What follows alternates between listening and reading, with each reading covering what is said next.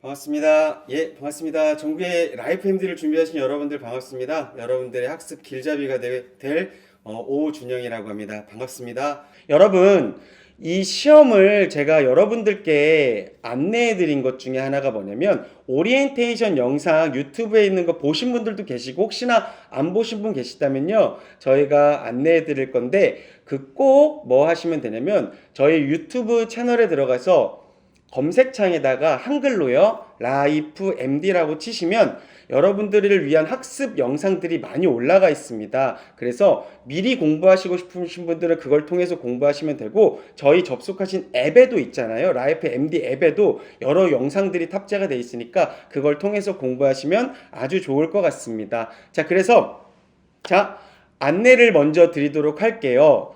파트 1, 2, 3, 4로 이루어져 있습니다. 이 시험은요. 그래서 각 10문제씩이 출제가 되고요. 총 40문제를 시험지 한 장으로 푸실 겁니다. 자, 간단하게 이 시험의 합격에 대한 거 말씀을 드릴게요. 다음 보시면요. 네. 자, 다음 보시면 이 시험은요. 크게 ABC 시험으로 나눠져 있다고 생각하시면 편할 것 같아요. 자, 삼지선 다형의 객관식으로 이루어져 있습니다. 어떤 시험이요? 앞장의 파트 1, 2는 삼지선 다형의 객관식으로 이루어져 있고 20문제입니다. 그리고 3점의 배점을 갖고 있기 때문에 모두 맞히신다면 60점입니다. 이걸 편하게 우리가 A시험이라고 할 거고요.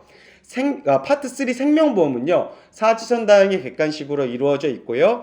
10문제씩 총 4점입니다. 그래서 배점은 40점이겠죠. 이거를 B시험이라고 할게요. 그리고 나머지 10문제씩 4점짜리가 있는데 그것도 배점은 40점으로 이걸 C시험이라고 하겠습니다. 자, 합격은 어떻게 하면 되느냐? 다음 볼게요.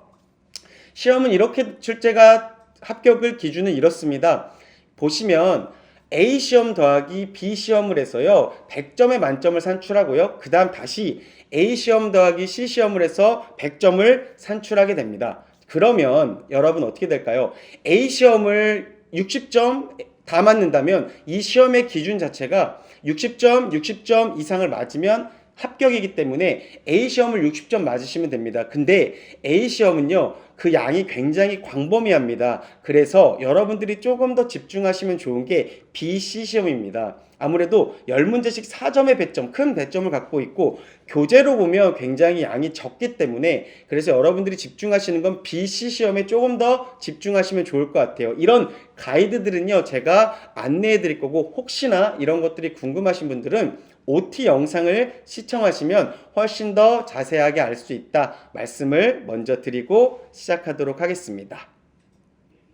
자, 이 시험 합격 팁을 하나 드릴게요. 시험은 아까 말씀드렸다시피 40문제 전체 객관식으로 출제가 됩니다. 그래서 100% 외우지 않아도 돼요. 그리고 눈으로 익히는 수준의 암기 정도가 필요하다. 저는 그렇게 말씀을 드리고, 강의도 제가 외우라는 거, 그리고 이렇게 외우라 말씀을 드릴 거니까 그렇게 차근차근 따라오시면 됩니다. 그리고 반드시 꼭 이런 표현들은 오답일 확률이 높아요. 그래서 문제를 꼭 잘 읽으시기를 말씀드리고요. 아까 말씀드렸다시피 파트 3, 파트 4에 좀 집중하시면 될 것 같아요. 제가 다음 주에 진행할 쪽집게 강의도 파트 3, 파트 4에 조금 더 집중해서 강의를 할 거고, 물론 파트 1, 2도 놓치지 않고 진행할 거니까 그렇게 보시면 될 것 같고요. 무엇보다 강의를 들으신 다음에 문제를 좀 많이 풀 것을 권해드립니다. 문제풀이 영상도 저희가 탑재해놨으니까 그런 것도 보시면 좋을 것 같고요. 우선 그렇게 말씀드리고 학습을 조금 시작하도록 하겠습니다. 자, 본격적인 수업을 시작하도록 하겠습니다. 이 수업은요 어디를 기본으로 했냐면, 여러분들 앱에 보시면 조금만 내려보시면 핵심 요약집이란 게 있어요. 왜냐면 제가 라이브를 많이 진행하다 보니까 여러분들이 이 교환을 원하시는 분들이 많더라고요. 그래서 아직도 나는 이제 종이로 보는 게 좋아요 하시는 분들이 굉장히 많아요. 그래서 여러분들이 앱에 들어가신 다음에 조금만 올려보신다면 핵심 요약집이란 게 있는데, 그 중에 베이직 팩을 누르신 다음에 메일로 받으신 다음에 인쇄를 하시면 여러분들이 그냥 책처럼 공부할 수 있게 해놨습니다. 그래서 이 내용들은요 베이직 팩을 참고했다 그렇게 알아두시면 좋을 것 같습니다. 자, 본격적인 이제 공부를 시작할 거니까요. 지금부터 한번 잘 따라오시면 되고요. 제가 외우는 방법 이것만 기억하세요 라고 말씀드릴 거고, 또 하나 있습니다. 이 양은 굉장히 방대한 양입니다. 사실은 엄청 오랫동안 공부해야 되는데 여러분들께 짧게 공부하기 위하여 여러분들 많이 요약한 거라고 보시면 될 것 같고, 오늘은 오리엔테이션 10분 정도 진행했어요. 간단하게. 그래서 그 부분 제외하고 오늘 좀 빠르게 학습을 진행하도록 하겠습니다. 시작할게요. 자, 볼게요. 시험에서는요, 첫 번째 뭘 물어보냐면 생명보험의 역사를 물어봅니다. 이 역사 부분은요, 아무래도 여러분들이 외우실 부분들이 조금 등장합니다. 그래서 어떻게 외우고 넘어가고 이것만 외우고 넘어가라고 제가 말씀을 드릴 거예요. 자, 볼까요? 고대, 중세, 근대를 볼 건데 첫 번째 고대를 볼게요. 고대에서는요, 한 문제 정도 출제된다고 보시면 되고요. 이 문제가 출제가 됩니다. 에라노이와 콜레기아를 물어봅니다. 이거는 오늘날 생명보험과 유사한 제도로서요. 에라노이는 종교적 공제단체라고 보시면 되고, 콜레기아는 상호 부조조합이라고 보시면 됩니다. 시험 문제에서는요, 에라노이를 상호 부조조합으로, 콜레기아를 종교적 공제단체로 바꿔서 물어봅니다. 그리고 이건 뭐라 그랬죠? 객관식이니까 에라노이라고 정확히 외우지 않으셔도 됩니다. 다만 자주 들을 거기 때문에 아마 익숙해지실 겁니다. 자, 외우는 방법 알려드릴게요. 에라노이는 종교입니다. 그래서 제가 만일 종교를 비하하는 게 아닙니다. 너무 힘들 때 에라이 종교나 가져야지, 이렇게 그냥 쉽게 이해하고 쉽게 암기하고 넘어가시면 됩니다. 에라이 종교나 가져야지, 이렇게 보시면 되고요. 콜레기아는 뭐예요? 기하자가 들어갔죠. 배고픈 상황입니다. 그래서 상호, 누구에게 서로 도움을 받아야 된다. 그래서 기하는 상호 도움이 필요하다라고 외우시면 됩니다. 자, 에라노이는 종교, 에라이 종교나 가져야지, 기하는 상호 도움이다라고 보시면 좋을 것 같습니다.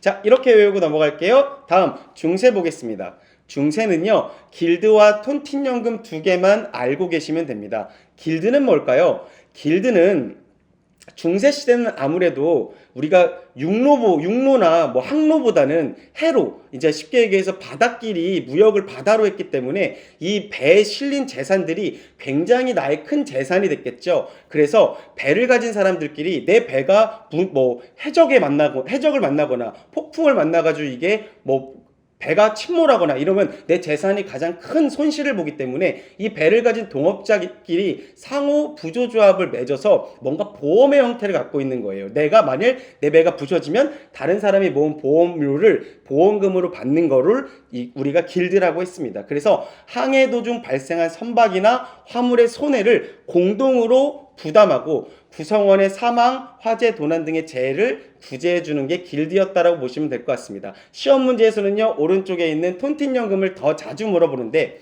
이탈리아 은행가인 톤티가 건의했습니다. 그래서 톤틴연금 하면 인물을 생각해야 되는데 그 인물은 누구냐? 톤티라고 보시면 됩니다. 자, 여기서 중요한 건 뭐냐면 국가의 유유자금을 융자해주는 자에게 원리금 대신 종신연금을 지급했다. 이게 무슨 말이냐면 국가에서 돈이 필요하면 우리가 쉽게 국채를 발행한다 그러죠. 쉽게 얘기해서 그냥 시민들한테 돈을 빌려오는 거죠. 그럼 갚아야 되잖아요. 근데 이거를 원리금, 이걸 한 번에 갚는 게 아니라 이거를 이 시민이 죽을 때까지 계속 연금식으로 갚아나가는 겁니다. 그래서 이게 마치 우리 지금의 종신연금과 비슷하죠. 그래서 이 종신연금인 톤틴연금이 쉽게 얘기해서 생명보험 역사 중에 하나로 나온다고 보시면 됩니다. 시험 문제에서는요, 톤틴연금은 회사의 이익을 위해 만들어졌다? 이런 식으로 문제를 내는데 당연히 아니겠죠. 이거는 국가의 유유자금 융통을 위해 만들어졌다. 이렇게 체크하고 넘어가시면 시험 문제 하나 맞출 수 있다. 그렇게 말씀을 드릴게요. 다음 볼게요. 다음은 근대로 가겠습니다. 외울 게 너무 많아요. 근데 다 외우지 마시고요. 제가 하나만 딱 찝어드리도록 하겠습니다. 제가 연도를 외우라는 말은 그렇게 많이 하지 않는데 요 연도 정도는 기억하시면 좋아요. 이유는 뭐냐면 세계 최초의 근대적인 생명보험회사가 나온 게 1762년도이기 때문에 1762년도 정도는 기억하시면 좋습니다. 근데 이게 어느 나라에서 나왔냐면 영국에서 나왔습니다. 그리고 이 회사의 이름이 뭐냐? 에퀴타블입니다. 너무 중요하고 너무 자주 출제하기 때문에 꼭 기억하세요. 1762년 영국에서 세계 최초의 보험회사, 생명보험회사인 에퀴타블이라는 회사가 등장했다. 이렇게 알고 넘어가시면 될 것 같습니다. 밑에 있는 나라들은요, 그냥 눈으로 한번 쭉 보시면 좋을 것 같아요. 프랑스의 제국보험회사, 미국, 독일, 일본. 그래서 정말 어렵게 나온다면 이거를 막 꽈서 내는데 그런 문제는 많지 않습니다. 그래서 영국의 세계 최초 근대적인 생명보험회사인 에퀴타블 정도만 알고 넘어가시면 좋을 것 같아요. 다음 볼게요.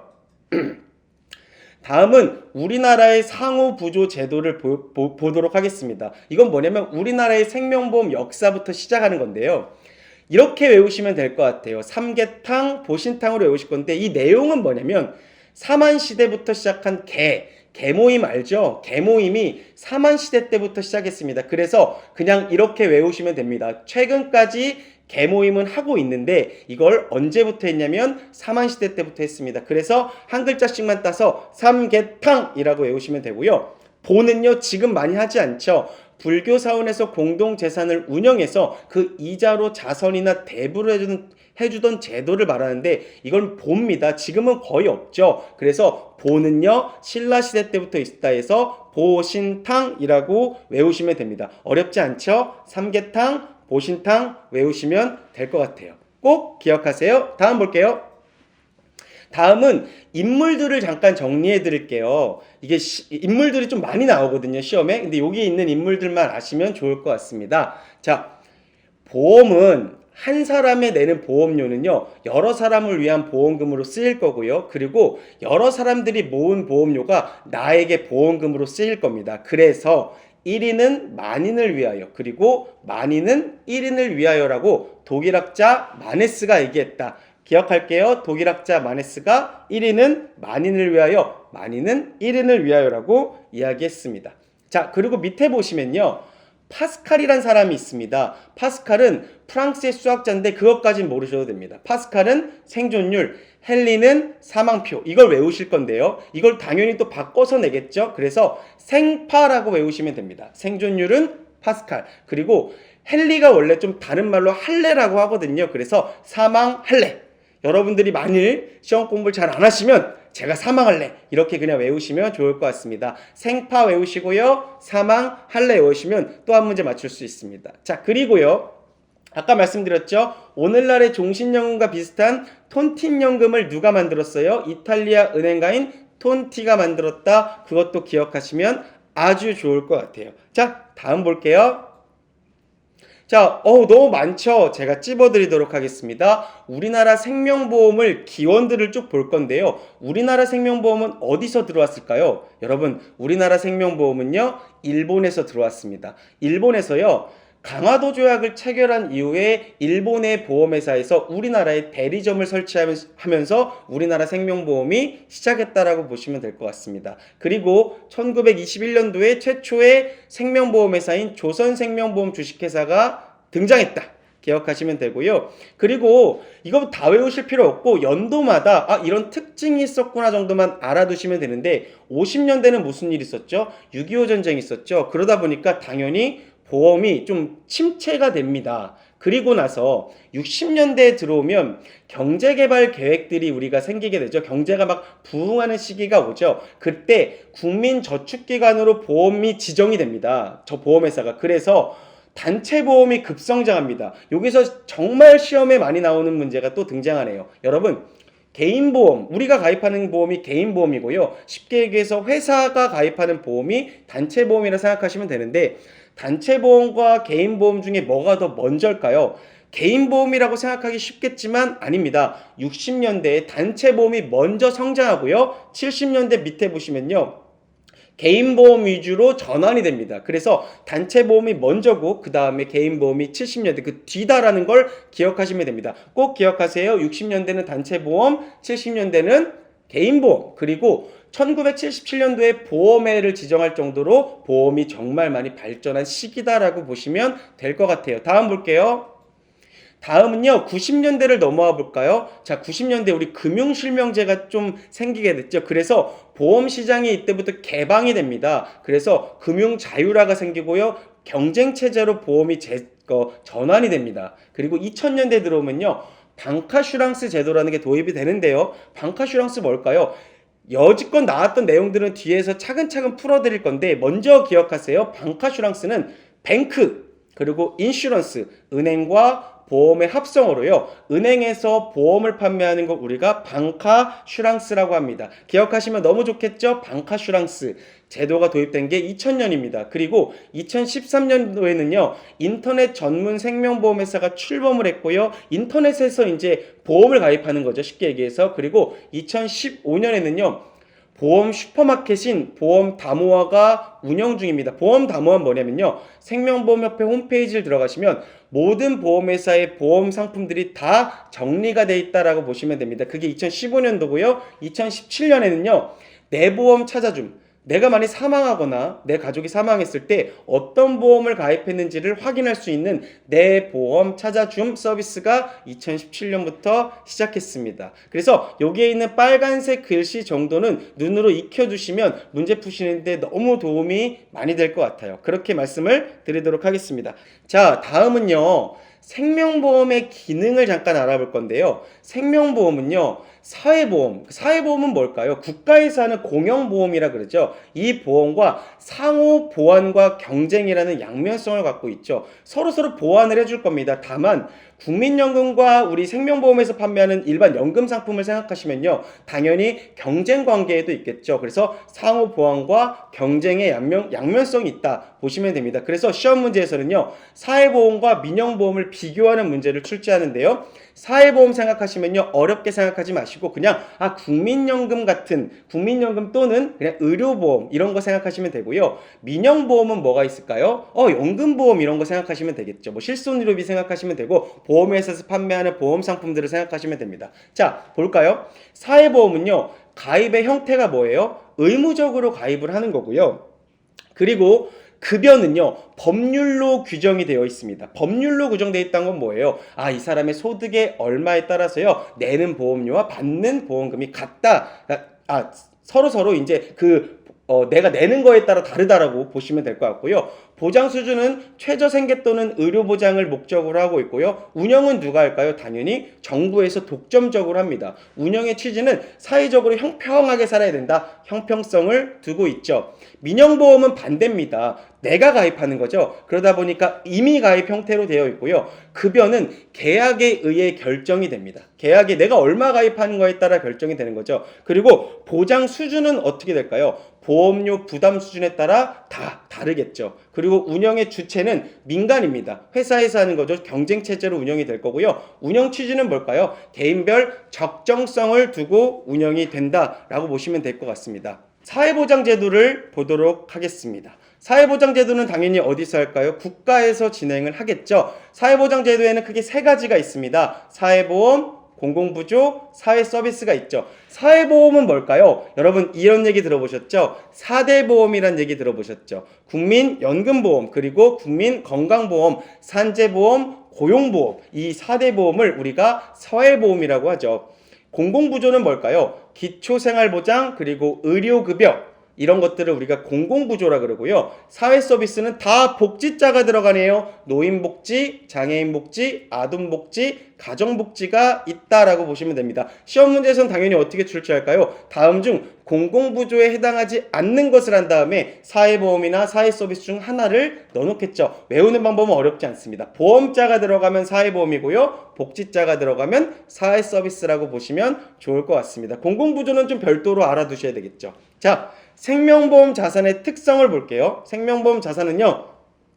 장기자금의 성격을 띠죠. 여러분들이 내시는 보험료는요. 당연히 어떤 자산으로 운영이 되겠죠. 근데 당연히 장기자금이겠죠. 먼 미래에 일어난 일이고 여러분들이 보험료를 꾸준히 내셔야 되니까 장기자금의 성격을 갖고 있고 그리고 맡겨놓은 것 같죠? 당연히 보험금을 나중에 타가실 거기 때문에 신탁재산, 맡겨놓은 재산의 성격을 갖고 있습니다. 그리고 공공적인 성격도 갖고 있다. 이 세 가지 장기자금 그리고 신탁재산의 성격, 공공적인 성격 이거 이해하시면 더 편할 것 같아요. 다음 볼게요. 자, 생명보험 자산이 그럼 어떻게 운용이 돼야 될까요?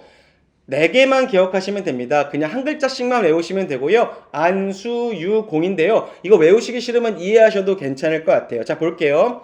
생명보험 자산. 여러분들이 내시는 보험료는요, 어떤 자산으로 운영이 된다 그랬죠? 근데 이 4가지 원칙이 있습니다. 첫 번째, 안정하게 운영이 되겠죠? 안정성입니다. 장래 보험금 지급에 지장이 없도록 당연히 안정적인 운용이 돼야 되고요. 수익성 볼까요? 수익성. 적용이율 이상의 수익률로 운용이 돼야 됩니다. 수익성 보셔야 되고요. 당연히 수익을 거둬야겠죠.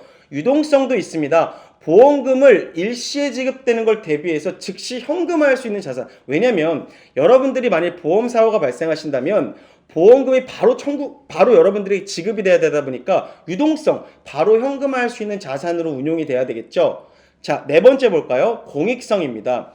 국가 경제 발전에 기여할 수 있도록 공익성을 바탕으로 하는데 4가지 알아두시면 됩니다. 근데 밑에 보시면요, 되게 중요한 게 하나 나옵니다. 이게 더 많이 출제가 되는데, 그러면 여러분들의 자산은 여러분들이 내는 보험료는 어떤 자산으로 운용이 되고 있느냐라는 걸 물어보는데요. 첫 번째, 유가증권으로 운용이 됩니다. 유가증권 뭘까요? 주식이나 국공채, 회사채, 수익증권으로 운용이 돼서 바로 현금화할 수 있게 운용을 합니다. 그리고 2번째는 대출채권, 그리고 3번째는 현금, 예치금으로 갖고 있고요. 4번째가 뭘로 갖고 있냐면 부동산으로 갖고 있습니다. 그래서 시험 문제에서 단골로 뭘 출제하냐면 부동산을 가장 많이 갖고 있다. 근데 부동산은 갖고 있으면 안 되겠죠. 왜냐면 유동성 때문입니다. 바로 현금화할 수 있어야 되는데 부동산은 팔고 바로 보험금을 지급하기가 어려우니까 부동산을 가장 적게 갖고 있다. 이거를 시험 문제에 많이 출제합니다. 그래서 그걸 기억하시면 아주 좋을 것 같아요. 다음 볼게요. 다음 보시면 고령화 노후준비 부족이 나오는데, 이건 뭐냐면 생명보험을 필요로 하는 사회적인 배경을 물어봅니다. 그래서 첫 번째, 고령화되고 있고 노후준비가 부족하다라는 거를 문제로 출제합니다. 그래서 여기서 문제는요, 고령화율을 물어봅니다. 대한민국이 어떤 율에 지금 이 위치에 있느냐, 이거를 물어보는데, 이거 고령화율은 뭐냐면요, 전체 인구 중에 65세 이상 노인 인구 비율을 물어보는데, 이 보험회사에서는요 65세 이상을 노인이라고 하거든요. 근데 노인 인구 비율이 몇 프로냐라는 걸 물어봅니다. 그래서 고령화 사회는요 전체 인구 중에 7% 이상을 고령화 사회라고 합니다. 그리고 고령 사회는 이 65세 이상 인구가 14% 이상입니다. 근데 이게 2017년에 이미 진입을 했어요. 그리고 20% 이상이 되면 이걸 초고령 사회라고 합니다. 2026년에 우리가 진입할 것으로 예상합니다. 그럼 대한민국은 지금 어디에 위치할까요? 고령 사회다라고 보시면 됩니다. 이게 화자가 있으니까 꼭 기억하세요. 고령화, 고령, 그리고 초고령 사회다. 7%, 14%, 20%. 시험에 너무 많이 물어보니까 요거는 꼭 기억하시면 좋을 것 같습니다. 자, 그리고 오른쪽 보시면 합계 출산율이 지금 OECD 최저입니다. 그리고 이미 고령사회에 우리나라는 진입을 했고요. 출산은 부족하고 부양인구는 증가하고 있다. 인구구조가 변화하고 있다. 이해하시면 좋을 것 같아요. 다음 볼게요. 다음은 재해와 성인병이 증가하고 있답니다. 그렇기 때문에 우리 생명보험이 필요하겠죠. 자, 여기서 뭘 물어보냐면 전체 사망자 4명 중 1명이 암으로 사망하고 있습니다. 그래서 사망원인 1위가 암이고요. 2위가 심장질환, 3위가 뇌혈관 질환. 그래서 암, 심, 뇌 이렇게 외우시면 될 것 같아요. 순위를 어떻게 알아두시면 될까요? 암, 심혈관 질환, 뇌, 암, 심, 뇌 외우시면 좋을 것 같고요. 마지막 3번째는요. 핵가족화와 자기책임주의입니다. 자, 우리 대가족을 이루고 있는 집들이 요즘 많이 없죠. 그래서 2세대 이하, 그러니까 부모와 자녀만 사는 구성된 가구의 비중이 점점 증가하고 있죠. 그래서 핵가족화되고 있고, 그러다 보니까 스스로를 책임져야겠죠. 우리 형제자매들이 우리를 책임지기가 어려우니까 자기책임주의, 내가 스스로 책임져야 된다는 이 자기책임주의가 강화되고 있다. 이것까지 알아두시면 아주 좋을 것 같아요. 다음 볼게요. 자, 다음은요. 재무설계의 필요성을 간단하게 말씀드릴게요. 여러분, 재테크란 말 들어보시고 재무설계란 말 들어보셨죠? 재테크는 뭐냐면 어떤 목돈을 모으는 방법이나 기술을 우리가 재테크라 그러고요. 재무설계는 조금 다릅니다. 미래에 발생할 몇 가지 중요한 인생의 이벤트, 예를 들어서 자녀 학자금이나 내 노후자금, 자녀 결혼자금, 이런 이벤트를 현재 시점부터 효과적으로 준비하는 방법을 우리가 재무설계라고 합니다. 그럼 재무설계가 왜 필요하느냐? 첫 번째, 이걸 시험 문제 자주 출제하니까 꼭 기억하시면 좋을 것 같아요. 생애 소비 만족의 극대화입니다. 자, 이유는 뭐냐? 소득의 흐름과 소비 지출의 흐름은 불일치하기 때문입니다. 예를 들어 볼까요? 제가 30대부터 60대까지 제가 일을 해서 소득을 벌었습니다. 근데 제 소비는 언제까지일까요? 소비는 지금부터 뭐 100세까지, 제가 죽을 때까지 계속 소비하겠죠. 그래서 소득을 버는 거와 소비를 하는 거의 흐름은 당연히 일치하지가 않습니다. 그렇기 때문에 재무 설계가 필요하더라라고 보시면 되고요. 밑에 회색을 볼게요. 소비 지출의 시험 문제에서 이렇게 가로치기 문제를 자주 내니까 꼭 기억할게요. 소비 지출의 흐름은요, 소득의 흐름보다 완만하게 변화합니다. 무슨 말이냐면 소득은 일시적으로 뭐 30년이면 30년, 뭐 20년이면 20년 일시적으로 발생하는데 소비는 계속 발생하니까 완만하게 변화하겠죠. 그래서 소비 지출의 흐름과 소득의 흐름이 불일치하게 됩니다. 여기서 완만하게를 꼭 기억하시고요. 그리고 중년기에는 소득이 소비 지출보다 당연히 많겠죠. 그러다 보니까 잉여 소득이 발생합니다. 중년기가 사실 소득을 가장 많이 벌 수 있는 시기이다 보니까 그러다 보니까 그 부분에서는 당연히 소득이 많으니까 잉여 소득이 발생하겠죠. 남는 소득이죠. 이걸 가지고 저축을 하던가 우리가 하니까 그래서 잉여 소득이 발생한다. 이 가로치기를 내니까요. 이 두 가지를 완만하게 변화하고 잉여 소득이 발생한다. 요거를 꼭 기억하시면 문제 푸시는데 아주 도움이 될 것 같아요. 다음 볼게요. 자, 다음은 재무설계가 왜 필요하냐? 두 번째, 미래 리스크를 해야 되기 때문입니다. 왜냐? 물가 상승, 실업, 질병, 그리고 준비되어 있지 못한 상황에서 장수도 당연히 미래에 대한 리스크, 위험이겠죠. 이런 부분들을 피하기 위하여, 해지하기 위하여 재무설계는 필요합니다. 그리고 세 번째, 사회 경제적 환경 변화에 대응을 해야 되는데 이유는 뭘까요? 대한민국은요. 부동산 비율이 높을까요? 금융자산이라고 하면 뭐 은행이랑 보험 생각하시면 될 것 같아요. 부동산과 은행, 보험회사 중에 어떤 자산들이 많을까요? 당연히 부동산이 높겠죠. 이러다 보니까 선진국들은 조금 다릅니다. 부동산 비율이 좀 낮고 금융자산이 조금 더 높은 편인데 우리나라는 금융자산에 대한 관심이 조금씩 높아지고 있더라. 그리고 또 하나 자본시장과 금융투자업에 관한 법률이 시행 중이고요. 그러다 보니까 새로운 금융상품들이 많이 나오더라. 그래서 고령사회에 진입하고 있는 이 시점에 재무설계 필요성은 점점 증가되고 있다. 부동산 비율이 지금은 높겠지만요. 점점 낮아질 거고 그리고 금융자산의 비율들이 좀 높아질 거다 예상을 하기 때문에 당연히 이런 부분에 있어서 재무설계가 필요하더라. 그렇게 알아두시면 좋을 것 같아요. 다음 볼게요. 자, 생명보험의 원리를 간단하게 알아보고요. 오늘 시간은 좀 마무리를 할 건데요. 계약자가 납입하는 보험료, 여러분들이 내신 보험료를, 그러니까 내는 돈을 쉽게 얘기해서 보험료라 그러고요.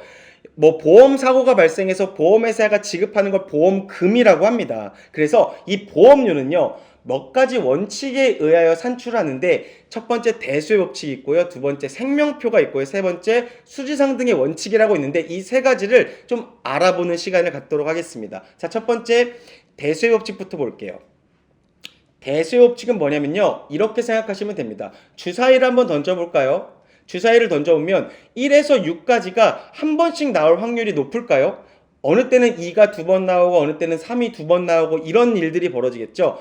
대수의 법칙은요. 일종의 확률이라고 보시면 되고 이 주사위를 10,000번을 던져보니까 주사위가 1부터 6까지 나오는 확률들이 어느 정도 일정해지더라 라고 보시면 될 것 같습니다. 그래서 대수의 법칙은 관찰 횟수를 늘리면 일정한 발생 확률이 나오고요. 이 확률은 비슷하게 진행된다는 걸 우리가 대수의 법칙이라고 합니다. 그래서 대수의 법칙은 보험회사 입장에서 왜 중요하냐면요.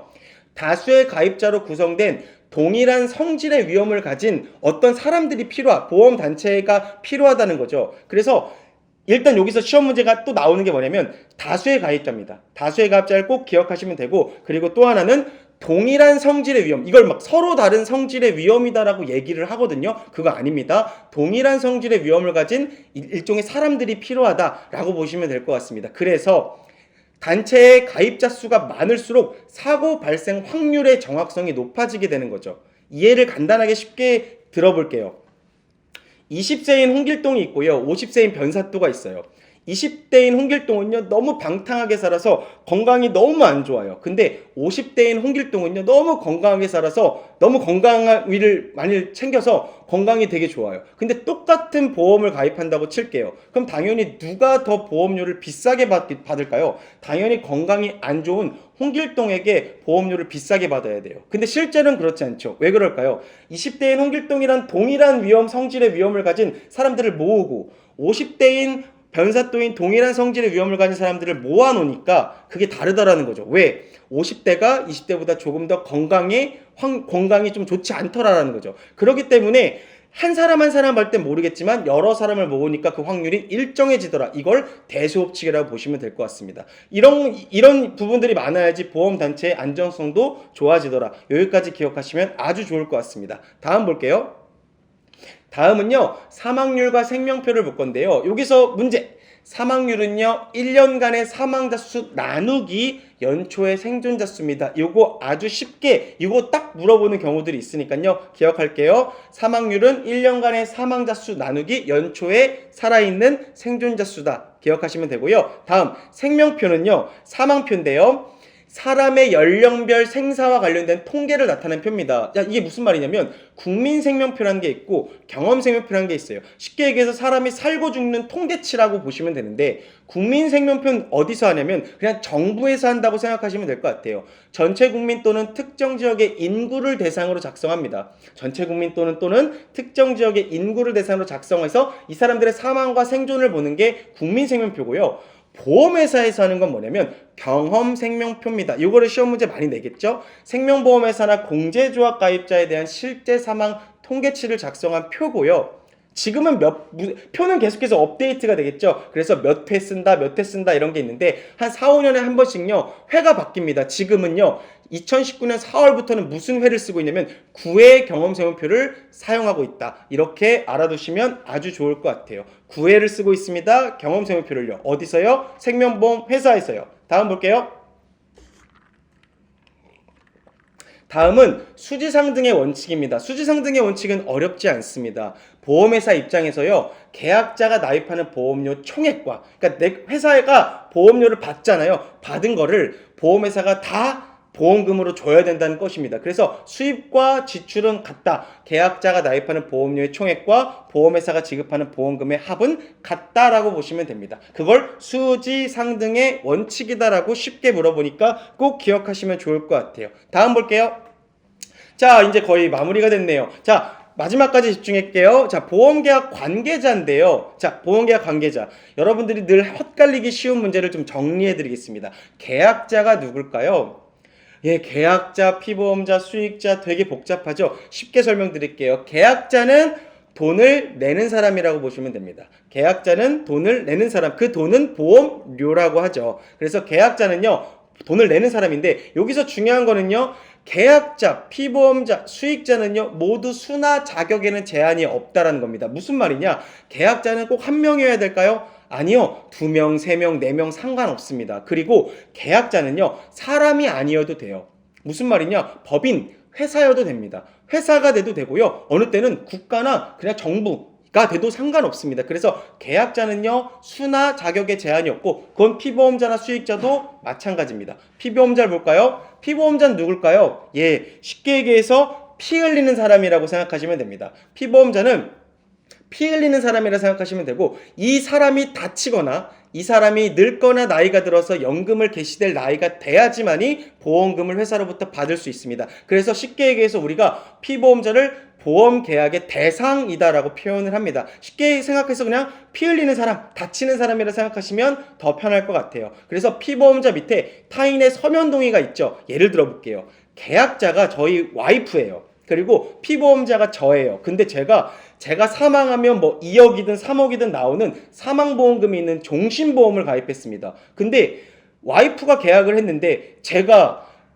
제 사망보험금이 있는 상품이 가입된 줄 모르면 어떡할까요? 큰일 나겠죠. 그러다 보니까 타인의 서면동의, 그러니까 제가 서면동의를 해야 된다는 거죠. 그런 부분들이 필요하니까 피보험자의 사인도 필요하다, 필요하지 않다? 당연히 필요하다라고 보시면 될 것 같아요. 수익자를 볼게요. 수익자는요, 쉽게 얘기해서 보험회사가 보험금을 지급하는데 그걸 받아가는 사람을 수익자라고 보시면 됩니다. 근데 이 수익자는요, 누구로부터 지정을 받아야 되냐면 계약자로부터 청구권을 지정받아야 됩니다. 그래서 계약자가 수익자 누구 할 거예요 라고 지정을 해주는 걸 우리가 수익자라고 보시면 되고, 이 계약자, 피보험자, 수익자는 아까 말씀드렸다시피 수나 자격에 제한이 없다. 1명, 2명, 3명이어도 된다. 이걸 꼭 강조드립니다. 왜? 시험 문제에 많이 출제하거든요. 자, 그래서 보험계약자가 보험금 청구 시 수익자의 동의가 필요하냐? 보험금을 청구하는데 수익자의 동의는 필요 없습니다. 수익자는 쉽게 얘기해서 그냥 계약자로부터 자격을 받고 그냥 돈을, 보험금을 받아가는 사람이라고 생각하시면 편할 것 같습니다. 자, 보험회사는요, 그리고 금융위원회의 사업을 허가받아야 된다. 참고해 두시면 되고요. 제가 뒤에서도 말씀을 많이 드릴 겁니다. 내일 모레도 많이 말씀드릴 건데, 이 시험은요, 금융위원회와 금융감독원을 바꿔서 출제를 많이 해요. 그래서 금융위원회, 금융감독원을 분류시켜놔야 되는데, 제가 이걸 분류시키는 방법을 중간중간에 안내해 드릴 거니까 우선 첫 번째, 보험회사는 어디다가 사업을 할 거라고 맡아야 되냐고요? 금융위원회에다가 사업허가를 맡아야 된다. 그 정도만 기억하시면 좋을 것 같아요. 다음 볼게요. 자, 마지막 페이지입니다. 자, 생명보험의 계약의 내용을 간단하게 살펴볼 건데요. 여기서도 이제 헷갈리는 문제들 잠깐 짚어드릴게요. 여러분, 보험기간이라는 게 있고요, 납입기간이라는 게 또 있어요. 그래서 보험기간은 뭐냐면요, 우리가 이렇게 생각하시면 됩니다. 만기가 언제야? 만기가 나 80세야. 이 80세 만기, 이거를 우리가 보험기간이라고 생각하시면 됩니다. 그래서 보험기간은 바꿔 얘기하면 위험기간이다, 책임기간이다, 보장기간이다, 이런 식으로 얘기를 많이 하니까 보험기간은 내 보험이 끝날 때까지의 시점이라고 생각하시면 될 것 같아요. 그리고 보험사고는 뭐예요? 보험사고는 쉽게 얘기해서 그냥 뭐 다치고 부러지고 뭐 암에 걸리고 이런 걸 생각하시는데, 사실 보험사고 중에 하나가 더 있는 게 뭐냐면 연금을 개시한 것도 보험사고입니다. 보험사고에 왜 연금이 들어가냐면, 쉽게 얘기해서 보험사고는 보험금을 받아가는 모든 일련의 형태들을 다 보험사고라고 한다라고 보시면 될 것 같아요. 그냥 보험사고는 보험사고가 났다라고 생각하시면 될 것 같고요. 자, 보험료 납입기간, 이건 보험기간이랑 좀 다릅니다. 납입기간이잖아요. 납입기간은 뭐냐면 돈을 내는 기간을 얘기하는 거겠죠. 여기서 시험 문제 하나 나오는 게 뭐냐면 이겁니다. 여러분들은 보험료를 언제 내시나요? 대부분 월에 한 번 내시죠? 근데 원래 보험의 원칙은요, 매년 1회 내는 게 원칙입니다. 납입 원칙은 매년 1회입니다. 근데 이게 한 번에 내기가 부담스러우니까 당연히 이걸 월로 내고 있다라고 보시면 될 것 같아요. 그리고 단기납은 뭘까요? 예를 들어서 제가 보험기간이 80세까지예요.